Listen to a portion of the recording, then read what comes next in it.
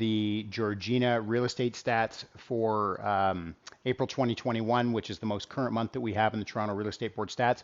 So like my other videos, we're going to compare that with what happened a year ago in April 20, and then we're going to contrast that with what happened in March 2021 to give you a bit of a flavor for what's going on out there.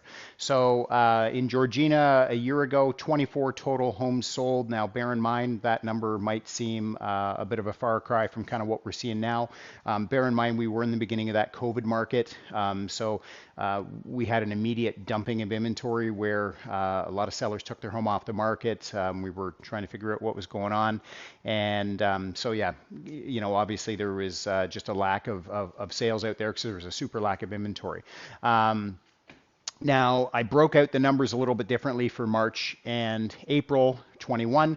So total number of sales a year ago, again, 24. That's represented here by the S, which is the sales that happened during the month.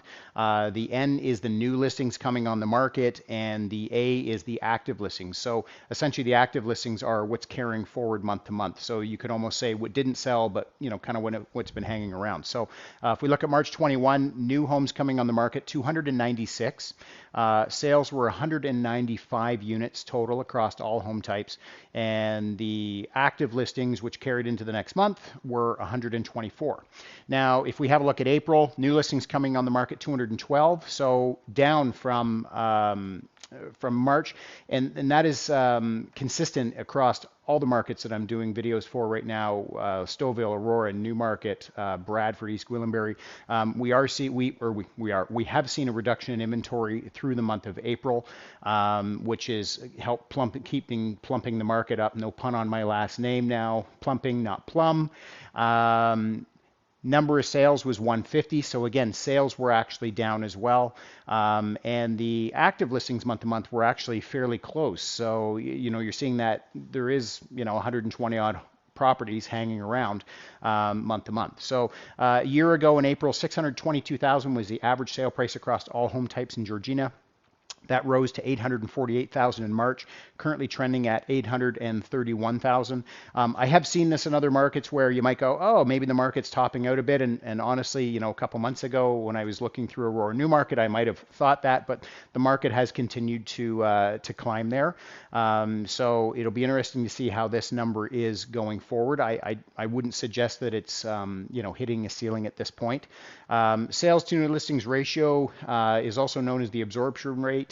Tells us that out of the homes coming on the market each month, what is the percentage that are actually selling. So a year ago, 39.4%, which totally puts us in a buyer's market. And again, you know, all sort of activity and inventory levels slowed down. In March 21, 65.9% of the houses coming on the market were selling, currently trending at 70.8%. And again, not shocked to see that climb in the number because we did see less listings coming on the market. We did have less sales, but comparatively, you know, it's brought that number up a little bit. Months of inventory remaining tells us that if no other homes came on the market after today at the current rate that homes are being purchased, how long would it take to deplete the inventory? So a year ago, 6.4. Again, not shocking. The numbers sort of tell the story across the board. In March this year, 0.6% and currently sitting at 0.8. So again, not shocked to see that inventory number level rising because there was less sales and the carryover is roughly about the same month to month. Sale price to list price ratio, 96.4% a year ago, so homes selling under asking, 107.5% in March, and currently trending at 104.5. And I've said this in other videos, I've actually seen this across the board too. As much as I've seen the listing inventory that came on the market actually decline through the month of April, we've actually seen the sale price to list price ratio drop a little bit. And where I think we're seeing that is simply because, you know, now the data is pretty established, right? And what I mean by that is, you know, back in January or February when you had that house that was, you know, listed at $999, you know, you may have thought, okay, that house will sell at $999, but with the lack of inventory, it sold at 1.2. So, you know, now that we're 3, 4, 5 months into that sort of market where there's established black and white numbers of, you know, what is sold, it gives us a better gauge of what's going on. And so I think you're seeing homes, where I'm going is I think you're seeing homes more appropriately priced to the market. So days on market to get a home sold, 31 a year ago, 11 in March, currently trending at 13. So what does this market currently mean for buyers and sellers? I mean, I've been working with actively with some buyers and sellers lately on my listings, still very, very competitive, still multiple offers. I wouldn't say we're necessarily seeing multiple offers on every house, but also for the buyers I'm working with currently, we have been experiencing that. So it's going to be interesting to see June 1st what the stress test is going to do. I mean, we all sort of have an idea, based on previous data, what it's going to do.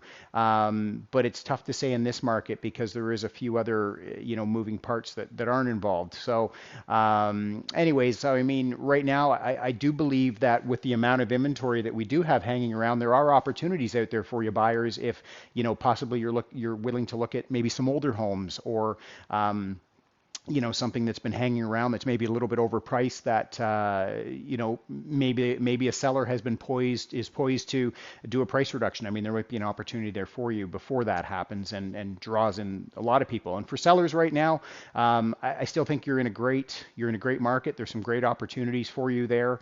You can definitely count on lots of activity. Marketing is going to be key with your house. Having it, we know that homes that are staged and have high definition photos sell faster and for more money statistically. So, I certainly wouldn't cut your corners on that. So, if I can answer any questions about the information here as it pertains to your house, please don't hesitate to reach out.